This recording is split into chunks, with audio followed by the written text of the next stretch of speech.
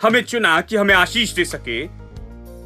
उसे इसे रखने के लिए कोई जगह नहीं थी, उसके पास रखने के लिए पृथ्वी नहीं थी, क्योंकि पृथ्वी अब तक बनी नहीं थी।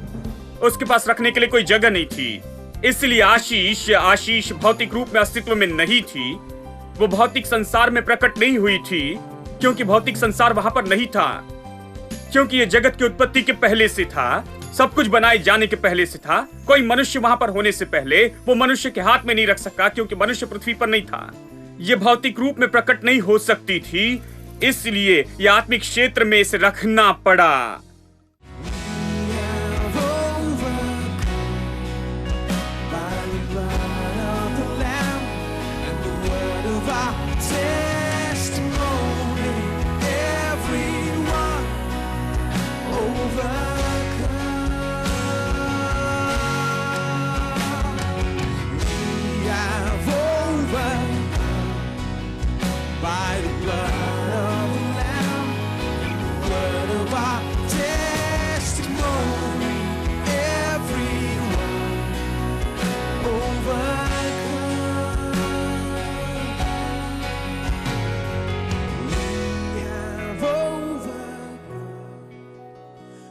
The blood of the Lamb and the word of our testimony, everyone overcome. Everyone, let's just sing that. We have overcome by the blood of the Lamb and the word of our testimony.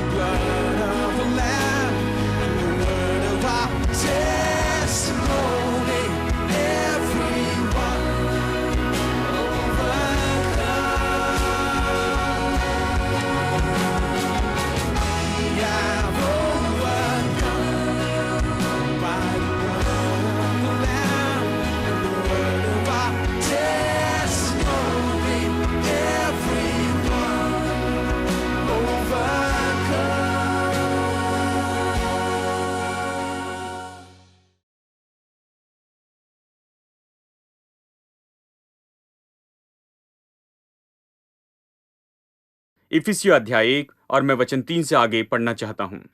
हमारे प्रभु यीशु मसीह के परमेश्वर और पिता का धन्यवाद हो कि उसने हमें मसीह में स्वर्गीय स्थानों में सब प्रकार की आत्मिक आशीष दी है। मसीह में, जैसा उसने हमें जगत की उत्पत्ति से पहले उसमें चुन लिया कि हम उसके निकट प्रेम में पवित्र और निर्दोष हो, और अपनी इच्छा के भले अभिप्राय के अनुसार हमें अपने लिए पहले से ठहराया कि यीशु मसीह के द्वारा हम उसके लेपालक पुत्र हो, उसके लेपालक पुत्र हो। अब यहां प्रेरित पौलुस धन्यवाद दे रहा है पिता परमेश्वर का, और वो धन्यवाद दे रहा है खास करके हमें हर आत्मिक आशीष से आशीष देने के लिए स्वर्गीय स्थानों में मसीह में। मैं सोचता हूं महत्वपूर्ण वचन है। इफिसियों 1:3 तो अद्भुत वचन है। यह हमें बताता है कि परमेश्वर ने हमें आशीष दी है। उसने हमें पहले आशीष दी है। बहुत साल पहले मैंने एक किताब पढ़ी थी, एक छोटी बुकलेट जो past tense of God's word के बारे में कहती थी, जिसने मेरी सोच में क्रांति लाई। प्रभु के वचन का भूतकाल। आपको याद रखना होगा कि वचन खासकर नए नियम में कहता है कि प्रभु ने दिया भूतकाल में। यह तो ऐसा है जो हो चुका है। हमें आशीष देने वाला नहीं, या देने की कोशिश नहीं करेगा। हम केवल आशा नहीं करते कि प्रभु आशीष देगा। प्रभु ने आशीष दी है। हम प्रभु की आशीष के बारे में कह रहे हैं। यह हमारी सीरीज है, इस पर हम सिखा रहे हैं। हमने दिखाया कि कैसे प्रभु की आशीष तो सामर्थ है जो लोगों पर आती है, जिससे वो अपने जीवन के हर क्षेत्र में सफल होते हैं। उसके लिए हमने अब्राहम को उदाहरण के रूप में उपयोग किया, और सच में बाइबल कहती है कि यीशु क्रूस पर मरा, हमारे लिए वो श्राप बना, कि अब्राहम की आशीष हम सब पर आ सके। यानी अब्राहम की आशीष में जो भी है वो वही आशीष है जो प्रभु हम में से हरेक को देना चाहता है, और उसने ये दी है यीशु मसीह के द्वारा, कलवरी के क्रूस के द्वारा, और वहां जो भी हुआ उसके द्वारा उसने वो आशीष हम पर लाई है। अब पौलुस कह रहा है कि प्रभु ने हमें आशीष दी है, लेकिन वो कहता है उसने हमें आशीष दी है, हर आत्मिक आशीष यीशु मसीह में। अब यहां पर गड़बड़ी है, क्योंकि पुराने जमाने में हमने ये वचन पढ़ा और हमेशा सोचते थे क्योंकि ये स्वर्गीय स्थान है, तो हम अनुमान लगाते थे या अपने आप सोचते थे कि ये स्वर्ग में है। हमारे लिए स्वर्गीय स्थान तो स्वर्ग था, तो हमने कहा सारी आशीष तो स्वर्ग में है। केवल एक ही तरीके से आशीष पा सकते हैं कि हमें मरकर स्वर्ग में जाना होगा। केवल तब आशीष मिलेगी, जब तक यहां पर है तब तक आशीष पाने का कोई तरीका नहीं। हमें स्वर्ग में जाना होगा, केवल तब आशीष पा सकते हैं। केवल उसने हमें आशीष दी है, सारी आशीष से, या हम पर आत्मिक आशीष से स्वर्गीय स्थानों में। तो हमने सोचा कि ये स्वर्ग में है, वहां कहीं है, तो हमें जल्दी से, जितनी जल्दी हो सके उतनी जल्दी जीवन खत्म करके स्वर्ग में जाना, केवल तब हम प्रभु की आशीष पा सकते हैं, ये सोचा। यानी हमने कभी इस पृथ्वी पर प्रभु की आशीष के बारे में प्रचार नहीं किया। हमने ज्यादा तो सुधारने वाले संदेश दिए, डांटने वाले संदेश जो कहते थे तुम न गर्म हो न ठंडे हो, परमेश्वर तुम्हें अपने मुंह से निकालने पर है, अपने मुंह से निकाल देगा। हमने लोगों को चेतावनी दी कि वो आत्मिक रूप में सही नहीं है। हर समय जब भी वो आते तो कहते तुम्हारा पहला प्रेम कहां गया, क्या हुआ?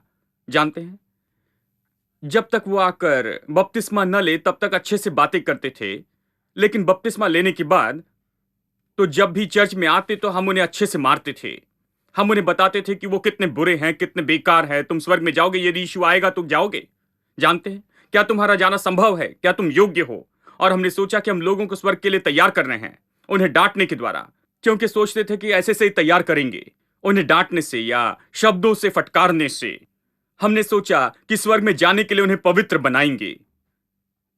ज्यादातर प्रचार तो डांटने वाला और सुधार वाला ही था, और कभी ऐसा प्रचार नहीं किया जो प्रभु की आशीष को प्रकट करता है कि प्रभु ने हमारे लिए पहले से क्या रखा है। क्योंकि हमने सोचा कि आशीष तो स्वर्ग में है, वो स्वर्ग में जमा करके रखी है, उसे पाने का एक ही तरीका है कि मरकर स्वर्ग में जाए। इस वचन में एक और गड़बड़ी थी, वो ये है, ये केवल स्वर्गीय स्थानों में ही नहीं, ये कहता है कि उसने हमें सारी आत्मिक आशीषें दी है। तो हमने सोचा कि सारी आशीषें तो आत्मिक हैं। यदि ये आत्मिक है तो ये भौतिक नहीं है, इसका इस संसार से कोई संबंध नहीं। यानी हम कोई आशीष नहीं पा सकते हैं जो इस संसार से संबंधित हो।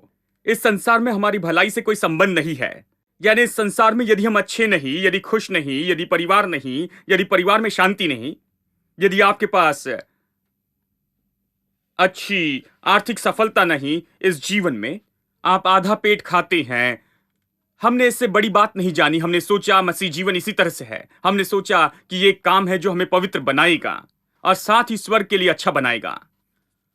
तो हमने सोचा ये आत्मिक आशीष है, इसका इस पृथ्वी के जीवन से कोई संबंध नहीं है, इसका कोई संबंध भौतिक बातों से नहीं है और ये सब। लेकिन सच्चाई है कि प्रभु ने मनुष्य को केवल आत्मा नहीं बनाया, उसने उसे मन का व्यक्ति भी बनाया। इसीलिए उसे खुश रहना है दिमागी रूप में।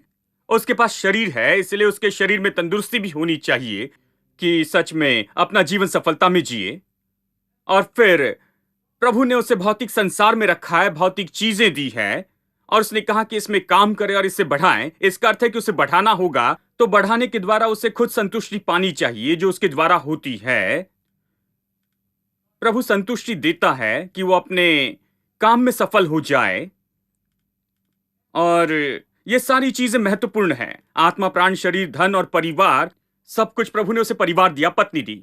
परिवार यानी उसे सफल होकर पत्नी के साथ खुश रहना होगा। उसने हवा इसलिए नहीं दी कि हमेशा मारते रहे और दिन भर उसके साथ में लड़ते रहे, नहीं। प्रभु ने पत्नी दी कि पत्नी जीवन साथी हो और दोनों मिलकर जीवन का आनंद उठा सके। यानी आपको परिवार में खुश होना चाहिए। यानी ये सारे दृष्टिकोण है प्रभु ने दिए, जीवन के दृष्टिकोण हैं। ये जीवन के हर क्षेत्र में आपको खुश होना है, इसलिए प्रभु ने हमारी पूरी भलाई में दिलचस्पी ली है। यह सोचना गलत नहीं कि प्रभु दिलचस्पी लेता है हमारे आत्मिक, मानसिक, शारीरिक, भौतिक, पारिवारिक और सामाजिक भलाई में। हर तरह से प्रभु चाहता है कि हमारी भलाई हो और मुझ में इसके बारे में कोई संदेह नहीं है। यानी जब ये कहता है आत्मिक आशीष, तो ये आत्मिक आशीष क्यों कहता है? यह हमारे लिए एक और गड़बड़ी है। यानी हमने इसका अर्थ लगाया कि आत्मिक आशीष का अर्थ है केवल पापों की क्षमा और फिर बाद में स्वर्ग, और इसका कोई संबंध नहीं भौतिक चीजों से और इस पृथ्वी पर की खुशियों से, और कोई संबंध नहीं हमारे जीवन की भौतिक चीजों से। अब ये दोनों गड़बड़ी स्पष्ट की गई अगले ही वचन में। वो क्यों कहता है कि आत्मिक आशीष है और वो क्यों कहता है कि ये स्वर्गीय स्थानों में है, यह अगले वचन में स्पष्ट है। हम वचन 4 पढ़े तो ये कहता, हर आत्मिक आशीष से आशीषित करने के कहने के बाद स्वर्गीय स्थानों में मसीह में, वचन 4 कहता है, जैसा उसने हमें जगत की उत्पत्ति से पहले उसमें चुन लिया कि हम उसके निकट प्रेम में पवित्र और निर्दोष हो। शायद आप कहें जवाब कहाँ है भाई? इसलिए आप चर्च में आते हैं, इसलिए प्रभु ने शिक्षक रखे, इसलिए हम सिखा रहे हैं। कुछ लोग बार बार कहते हैं मैं अपनी बाइबल पढ़ता हूं, मैं घर में ही प्रार्थना करता हूं, मेरे पास चर्च जाने का समय नहीं। इसलिए इतनी गड़बड़ियां हैं। वो प्रभु को स्रोत के रूप में नहीं जानते हैं, सारी बुद्धि और ज्ञान के स्रोत को। और प्रभु कैसे काम करता है? वो बुद्धि और ज्ञान लोगों को देता है, पास्टर और प्रचारक और इनके द्वारा। तो हम चर्च में कुछ सीखने के लिए आते हैं। इसी तरह मैंने भी सीखा। मैं चर्च में गया और मैंने प्रभु के कुछ महान लोगों को सुना। इस तरह मैंने सत्य सीखे, इसकी खोज नहीं की, इसे किसी से सीखा और आपको बता रहा हूं। अब जवाब तो यहां वचन 4 में ही है। ये कहां है? ये कहता है उसने हमें उसमें चुना जगत की उत्पत्ति के पहले से ही। यही जवाब है। उसने आशीष के लिए चुना, उसने हमें आशीष देना चुना है जगत की उत्पत्ति के पहले से। यह अद्भुत है। जगत की उत्पत्ति के पहले मतलब हमारे बनाए जाने से पहले, कुछ भी बनाए जाने से पहले। जब प्रभु वहां अकेला था, प्रभु अकेला था, कुछ भी बनाए जाने से पहले प्रभु ने हमें पहले ही उसमें चुन लिया कि हमें आशीष दे, और ये सारी आशीष दे, ये सारी आशीष हमें दे जिन्हें उसने चुना है। क्योंकि उसने चुन लिया, उसने अपने मन में, विचार में, उद्देश्य में कि हमें आशीष दे। क्योंकि जगत की उत्पत्ति के पहले से हुआ। बहुत से लोग कहेंगे ये कैसे हो सकता भाई, मेरा जन्म भी नहीं हुआ था, मेरे जन्म के पहले कैसे आशीष दे सकता? खैर, सब कुछ होता है मन में और योजना और उद्देश्य में। जब आप परिवार शुरू करना चाहते हैं, यह ऐसे नहीं होता। आप सोचने लगते हैं कि मुझे अच्छी पत्नी चाहिए, मुझे अच्छा पति चाहिए। जब आप बच्चे चाहते हैं तो आप कहते हैं, आप दोनों एक साथ योजना बनाते हैं। आप पहले इसके बारे में सोचते, इसके बारे में कहते, बच्चे या कुछ बच्चे के बारे में। इस तरह ये शुरू होता है। ये अचानक शुरू नहीं होता है। ऐसा नहीं कि अचानक बच्चे हो जाएं। खैर, कुछ लोगों के लिए ऐसा हो, वो खुद को अचानक परेशानी में देखते हैं। लेकिन सामान्य रूप में, ये सामान्य लोगों के बारे में कह रहा हूं। सामान्य लोग, कुछ लोग कहते हैं बहुत कम सामान्य लोग रह गए हैं। खैर, सामान्य लोगों के लिए विचार से शुरू होता है। ये शुरू होता है कि वो योजना बनाते और कहते हैं मेरा परिवार होगा, मेरे बच्चे होंगे, और मैं अपने बच्चे के लिए ये करूंगा और वो करूंगा, और ये सब वो इस तरह शुरू होता है। अब इसी तरह से आशीष भी शुरू होती है। प्रभु ने हमें आशीष दी हमारे बनाए जाने के पहले से ही, क्योंकि वो अद्भुत परमेश्वर है। उसने योजना और उद्देश्य बनाए हमारे बनाए जाने से पहले। जैसे आप और मैं परिवार की योजना बनाते हैं, प्रभु हमारे स्वर्गीय पिता ने योजना बनाई। मातृत्व और पितृत्व परमेश्वर से आता है, नहीं तो हम इसे नहीं पाते। यदि प्रभु ने अपने स्वरूप समानता में नहीं बनाया होता तो आदम हवा एक दूसरे से लड़के मर जाते थे। अदन की वाटिका में वो परमेश्वर के स्वरूप समानता में बनाए गए थे। उन्होंने ये गुण सीखे, पिता होना, माता होना। पिता होने का विचार तो परमेश्वर से ही आता है, जानते हैं। इसके पहले वो मनुष्य को वाटिका में रखता, उसने मनुष्य को जो भी लगता उसके बारे में सोचा, इसलिए सब कुछ बनाया और अंत में मनुष्य को बनाया, क्योंकि जब मनुष्य आएगा तो सब उसके लिए वहां होगा। ये तो पिता परमेश्वर है। ये तो पिता अपने बच्चों के लिए देता है। ये तो आप और मैं इसके बारे में सोचते हैं। जैसे आप विवाह के कुछ समय के बाद काम पर जाते हैं और अचानक आपके मन में आता है शायद ये अच्छा होगा कि इस साल कोई बच्चा हो, जानते हैं। और फिर अपनी पत्नी को फोन करते और कहते हैं जानती हो, मैं बैठकर कुछ काम कर रहा था और मैंने ये सोचा मुझे लगता है इस साल बच्चा होना चाहिए। तो वो कहती ठीक है, शाम को घर में आना, फिर चर्चा करेंगे। तो वो बैठकर उसके बारे में चर्चा करते हैं। वो कहता है मुझे लगता है 2 बच्चे चाहिए, 3 बच्चे या 4 बच्चे, जो भी हो। योजना बनाते, चर्चा करते, वो अपनी इच्छा और मनसा ये सब बताते हैं और फिर वो इसे पूरा करते हैं। वो इस तरह से होता है। जानते हैं, मैं एक जवान भाई से मिला जब मैं बाइबल कॉलेज में पढ़ रहा था, जब मैं 20 साल का था, और उनकी शादी हो चुकी थी 5 साल पहले और उनकी संतान नहीं थी। मैं इस जवान के बारे में चिंता कर रहा था क्योंकि वो मेरे लिए बहुत दयालु थे, मेरे अच्छे दोस्त थे। तो मैंने एक दिन पूछा, आपको क्या समस्या है? शायद कोई चमत्कार के लिए प्रार्थना करना चाहिए। जानते हैं, 5 साल से कोई संतान नहीं। उन्होंने कहा, नहीं सैम, ये समस्या नहीं है, बात तो ये है मेरे पास पैसा नहीं। उन्होंने कहा, मैं और मेरी पत्नी दोनों विद्यार्थी, हम कॉलेज में हजारों डॉलर देते हैं, हम बच्चे नहीं कर सकते हैं, इसके लिए 3-4 हजार डॉलर लगते हैं केवल बच्चे के जन्म के हॉस्पिटल खर्च के लिए। फिर हमें 2 बेडरूम घर चाहिए क्योंकि हमें बच्चे के लिए एक और बेडरूम चाहिए, वो सोचते हैं इससे। और फिर मुझे वॉलपेपर लगाने हैं, सारे कमरे में रंगीन वॉलपेपर लगाने हैं बच्चे के लिए। मुझे सामान खरीदना है, खिलौने खरीदना है, बच्चे के लिए मेडिकल इंश्योरेंस खरीदना है, देखभाल के लिए बहुत खर्चा लगता है। तो इन सारी चीजों पर गौर करने के बाद सोचा कि तब तक बच्चा ना हो जब तक पढ़ाई खत्म ना हो और जाकर हम कहीं पास्टर न बन जाए जहां हमें अच्छी तनख्वाह मिले और उसके बाद में हम बच्चे का खर्च उठा पाएं। तो उन्होंने कहा, धीरज रखिए, हमारे बच्चे होंगे, पढ़ाई खत्म होने के बाद बच्चे होंगे। अब ये मेरे लिए चकित करने वाली बात थी क्योंकि मैं 70 के दशक की बात कर रहा हूं और मैं 9 बच्चों के परिवार से आया था और मैं केवल 20 साल का था और मैं बच्चों के जन्म के बारे में इतना ही जानता था कि जानते हैं, लोग सोचते हैं और वो ऐसे ही हो जाते हैं। यानी मेरे पास पूरा अलग विचार था इन सारी बातों के बारे में उस समय। वो भारत था और हम इस तरह आगे बढ़ रहे थे। तो मैं चकित हो गया, ये जवान भाई बच्चे के लिए इतना सोचता है जिसका जन्म भी नहीं हुआ। और फिर बाद में मैंने जाना और मैं ऐसे लोगों से भी मिला हूं कि उनके बच्चे जन्म के पहले ही, वो धनी लोग थे, उन्होंने बच्चे के जन्म के पहले ही जाकर स्कूल में 1 लाख रुपए डोनेशन दिया है और अपने बच्चे के लिए एडमिशन किया, सिक्योर एडमिशन, इस बच्चे के लिए जिसका जन्म भी नहीं हुआ है, जिसकी धारणा भी नहीं हुई। तो मैंने कहा, क्यों? तो उन्होंने कहा, स्कूल में एडमिशन लेना बहुत मुश्किल होता है, 5 साल पहले ही एडमिशन लेनी पड़ती है, सीट रिजर्व करनी है, बच्चे के जन्म के बाद देरी होगी। तो उन्होंने पहले पैसा दे दिया, उन्हें पता नहीं कि बेटा होगा या बेटी होगी, लेकिन पहले पैसे दिया, उन्होंने सीट रिजर्व कर ली।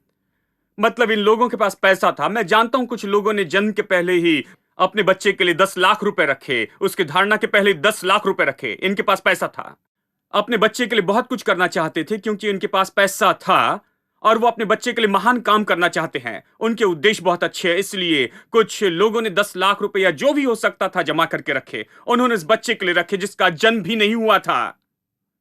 अब ये सब तो आता है प्रभु के स्वभाव से। यहां तक कि जो व्यक्ति जीवित परमेश्वर को नहीं जानता है, वो कई बार इस तरह व्यवहार करता है क्योंकि परमेश्वर का स्वभाव और उसका चरित्र अब भी इस व्यक्ति में है। हालांकि ये पाप में संसार है और हम पाप में गिरे हुए हैं, अभी भी भलाई देखी जा सकती है। आप देखते हैं कि लोग बहुत प्रभावी होते हैं और उदार होते हैं, बहुत से कारणों के लिए उदारता से देते हैं और गरीबों की मदद करते हैं। और ये सब कहां से आता है? मैं विश्वास करता हूं प्रभु से। ये मनुष्य इतना अच्छा व्यवहार क्यों करता? ये इसलिए कि ये प्रभु का स्वभाव है, ये प्रभु के स्वभाव के गुण उसमें हैं। यानी यदि मनुष्य ऐसा हो सकता है, बाइबल कहती है, तुम बुरे पिता होकर अपने बच्चों को अच्छी चीजें देना जानते हो, तो तुम्हारा स्वर्गीय पिता अपने बच्चों को अच्छे वरदान क्यों न देगा?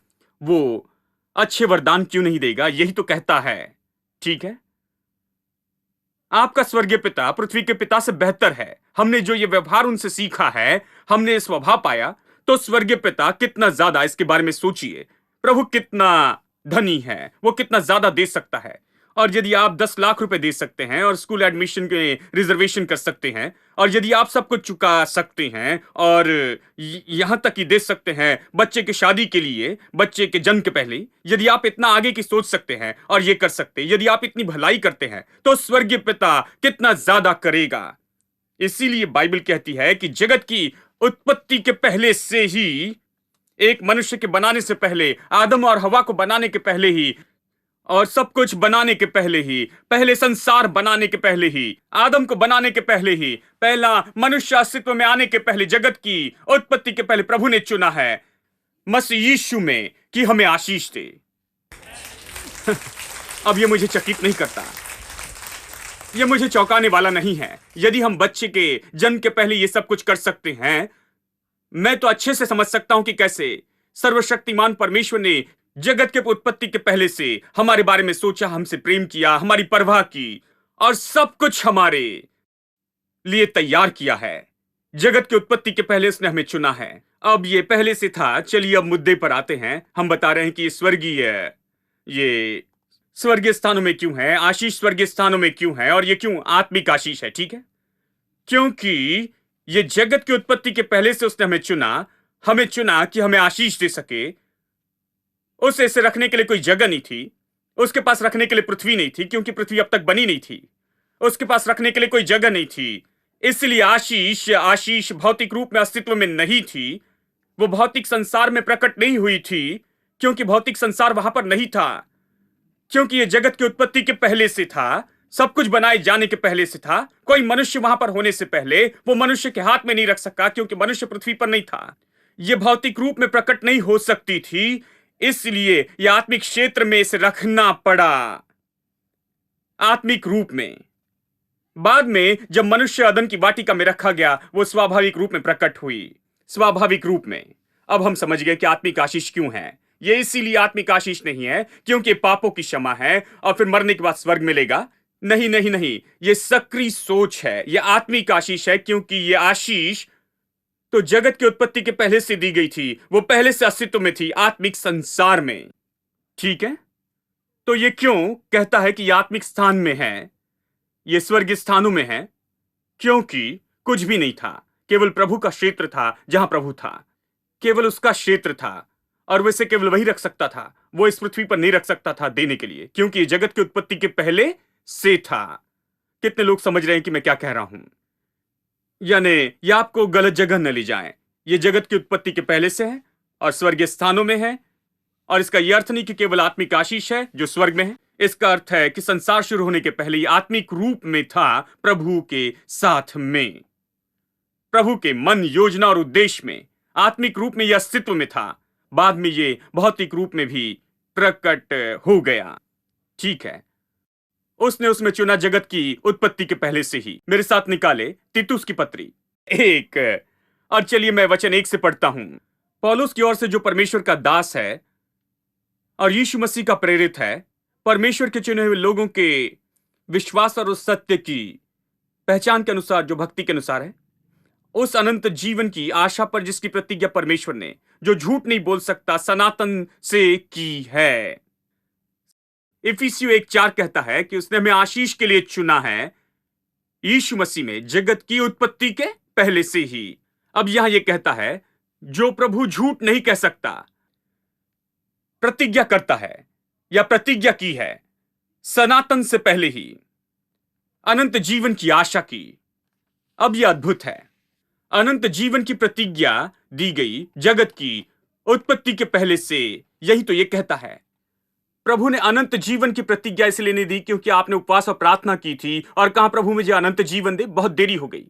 उसने पहले अनंत जीवन की प्रतिज्ञा की थी, आपके जन्म के पहले, सबके जन्म के पहले, जगत की उत्पत्ति के पहले से ही प्रभु जानता था कि आपको अनंत जीवन चाहिए। प्रभु जानता था कि आपको क्या चाहिए और उसने वो तैयार किया और अनंत जीवन के बारे में प्रतिज्ञा की जगत की उत्पत्ति के पहले से। अब एक और वचन देखिए, इब्रानियों, इसे देखिए, अध्याय 4 वचन 1 से आगे। इसीलिए जबकि उसके विश्राम में प्रवेश करने की प्रतिज्ञा अब तक है, हमें डरना है, ऐसा ना हो कि हम उससे वंचित रह जाएं, क्योंकि हमें उन्हीं की तरह सुसमाचार सुनाया गया है। पर सुने हुए वचन से उन्हें कुछ लाभ न हुआ, क्योंकि सुनने वालों के मन में विश्वास के साथ नहीं बैठा। अब ये किससे कह रहा है? अब ये प्रतिज्ञा है, विश्राम में प्रवेश करने की प्रतिज्ञा है, वो अभी भी है। वो कहता है वो अनंत जीवन की प्रतिज्ञा और ये सब कहता है, यानी कहीं तुम इससे चूक न जाओ, सावधान रहना। ये तो डर है। वो कहता है किसी नकारात्मक रूप का डर नहीं। ये कहता है कैसे सावधान रहे कि किसी तरह से न खोए, क्योंकि परमेश्वर ने पहले प्रतिज्ञा दी। Found a friend, oh such a friend, and he made my heart his own. God himself is with me, and I know I'm never alone. No, all my tomorrows will be better than all my hopes. We've got love, grace, peace, and power, and joy in the Holy Ghost. We've got love, my God is never wrong, and He makes time for me. We got good, it blew apart my chains and set the sinner free. It's like a river, and you'll never run it dry. We got power over fear and death, hearts filled up with joy. fills me up, and I need him every day. Fire, faith, and confidence, and knowing what to say. I gave my heart and all I am to the one who loves me most. We got love, grace, peace, and power, and joy in the Holy Ghost. We got love, my God is never wrong, and He made a stand for me. We got it blew apart my chains and set the sinner free. It's like a river, and you'll never run it dry. We got power over fear and death, and hearts filled up with joy. The Holy Spirit fills me up, and I need Him every day. Fire, faith, and confidence, and knowing what to say. I gave my heart and all I am to the one who loves me most. We got love, grace, peace, and power, and joy in the Holy Ghost. We got love, my God is never wrong, He made a stand for me. We got it blew apart my chains and set the sinner free. It's like a river, and you never run it dry. We got power over fear and death, and hearts filled up with joy. Oh, we got love, my God is never wrong, He made a stand for me. We got it blew apart my chains and set the sinner free. We got it's like a river, and you never run it dry. We got power over fear and death, hearts filled up with joy. Found a friend, oh such a friend, and He made my heart His own. God Himself is with me, and I know I'm never alone. I know all my tomorrows will be better than all my hopes. We got love, grace, peace, and power, and joy in the Holy Ghost. We got love, grace, peace, and power, and joy in the Holy Ghost. We got love, grace, peace, and power, and joy in the Holy Ghost.